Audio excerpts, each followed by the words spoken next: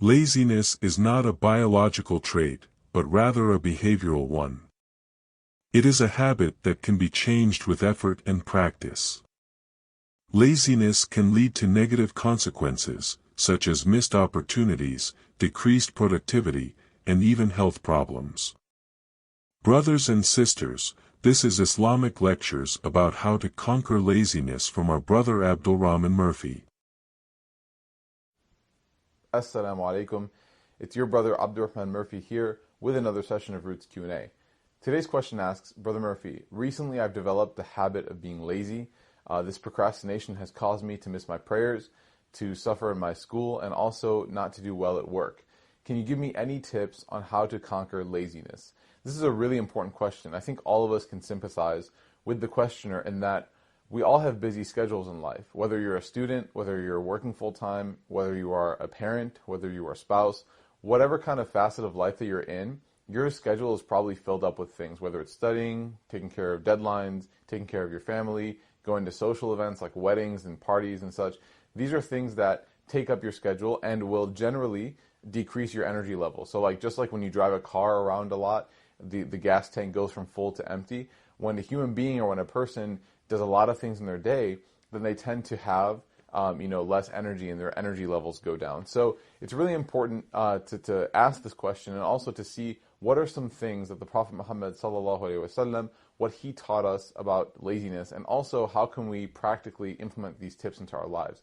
There is a dua that the Prophet sallallahu alaihi wasallam gave to conquer laziness, and that is Allahumma inni a'udhu bika min al-'ijzi wal-kasal, where he says, "O Allah, I seek refuge in you, or I ask you to protect me from, I ask you to save me from weakness and laziness." And this is a dua that he taught us. What's beautiful about him teaching us this dua, sallallahu alaihi wasallam, what's beautiful about it is that when he teaches us a dua to ask Allah to protect us from something, it shows us that this is a disease. So you're not going to ask for something or protection for something. You're not going to ask for protection from something unless it's very harmful, right?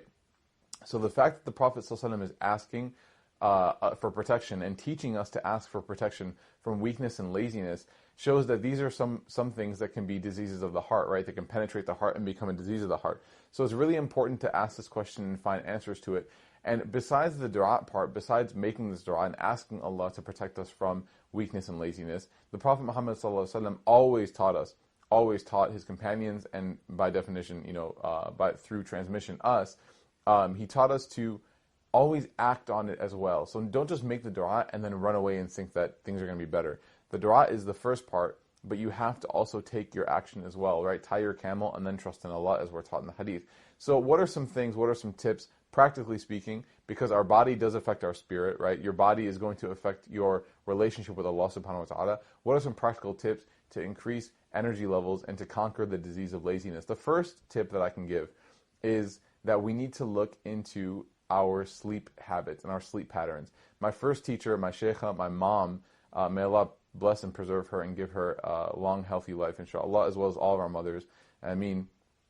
My mom, she always used to say, if you want to have a successful day, then you need to make sure that you go to bed early the night before. If you want to have a successful day, you want to make sure that you go to bed on time the night before. A lot of times, because of Facebook, because of the internet, because of iPhones, because of iPads, because of smartphones and the internet and all these things, it's really difficult to go to bed on time because we'll get caught browsing something, or we'll get caught watching Netflix, or we'll watch play a video game, or watch a game on TV, like a sports game. Now the NBA playoffs are on, and so we get caught up staying up late. And what this does is it cuts down our sleep time, right? And then we have to wake up for either school or work, and definitely have to wake up for Fajr. And so our quality of the next day is lessened because we didn't get enough time to re-energize our bodies the nights before. And so it's really important to make sure that you try to get at least 6 to 8 hours of sleep. Anything under 6 hours of sleep, you're going to feel it the next day. You're going to feel it, and your body's going to eventually, over time, develop some wear and tear. And so going to bed at 1 a.m., 2 a.m., 3 a.m., and then waking up at 6 a.m. for Fajr, that's not really a solid plan, and oftentimes people will fail, right? And even if you do wake up at 6 a.m. for Fajr, it's not going to be the highest quality of prayer. And remember, the goal of prayer is to have a high quality prayer. I mean, you can pray in 30 seconds each time, but you want to make sure that you have some sort of meaningful quality prayer with Allah subhanahu wa ta'ala each time that we pray the 5 times a day.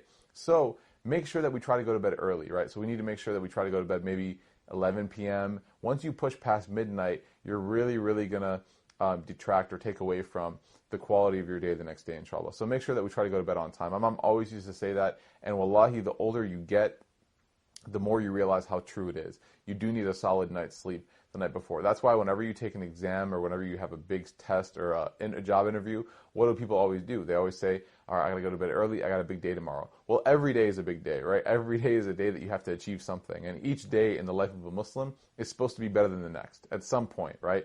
Even if we make mistakes, it's fine. We don't want to make the same mistakes the next day, right? So if you miss Fajr one morning, move past it. Make tawbah, feel guilty, but make sure that you don't miss it the next morning. And how can you do that? Practically is by going to bed on time. Another tip that I can give you, the second tip, is that the Prophet Muhammad ﷺ always encouraged being physically fit, right? Always encouraged being in shape. You know, the Sahaba, the companions used to wrestle. The Prophet ﷺ used to race with his wife, right? I mean, racing is fun, but that's also exercise. You can't race if you're not in shape, right? So he used to go out in the desert and race with his wife, Aisha, radiallahu anha. I mean, he used to always preach being physically in shape. And this is part of having an energetic lifestyle, of having energy through your day, is being in shape. If someone is not in shape, it's kind of like if your car is not in good condition, it's not going to run as well. So if your body's in better condition, if you take care of yourself, if you exercise, then it's going to run better throughout the day. This doesn't mean that you have to have like a gym membership, right? There are parks in your community probably. Even if you don't go to the park, you can go run around the block a few times, run in your neighborhood, in your subdivision. If you live in an apartment complex, you can walk around. My wife and I live in a nice apartment complex, alhamdulillah, that has a really nice walkway. So we walk all around.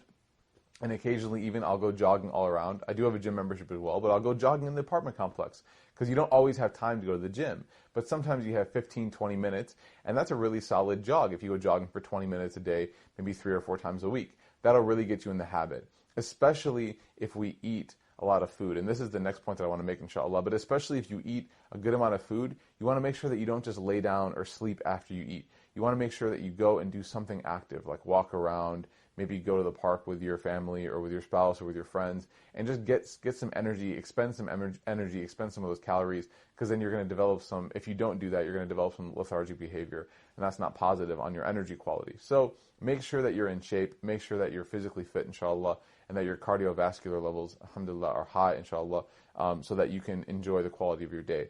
The last part that I want to talk about is the issue that Muslims have, and this is one of the many issues that we have, but one of the issues that we need to work on is our eating habits, right? Our menus. And because a lot of the Muslims came from overseas, from the eastern part of the world, right? We have a lot of Indo-Pakistani and Arab cultural cuisines. We have, a lot of fried food, a lot of food that's heavy in oil, very heavy in carbohydrates, so we eat a lot of rice, a lot of bread, and very heavy in meat intake. I mean, I know some families, mashallah, that they're able to eat meat sometimes 2 or 3 times a day. That's a lot of meat. And meat can actually have a negative effect on your body in terms of the amount of meat that you take in.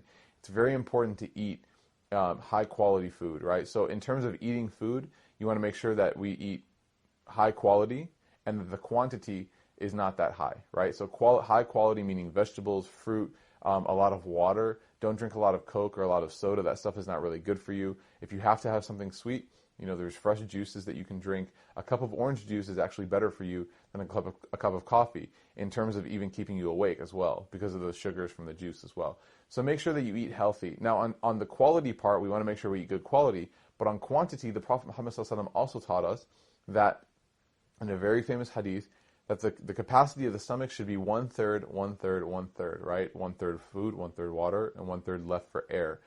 Now, a lot of Muslims take this hadith as like a challenge, like the Prophet ﷺ is giving like some sort of millionaire challenge to, the person who can eat 1/3, 1/3, 1/3. And so we always try to achieve, these 1/3s. But the Prophet Muhammad ﷺ actually is giving us the maximum limit, right? This isn't a challenge, this is an advice. And he says that the most you should eat is so that the amount of food you eat takes 1/3 of your stomach, the amount of water or liquid is 1/3, and the amount of air or space left for air is 1/3. This isn't saying that you have to eat this much, but that this is the most you should eat. Now, what you might say to this is, well, if I only eat this much, then I'm going to have to eat more frequently, right? And I'm really busy with my schedule. I can't eat that frequently.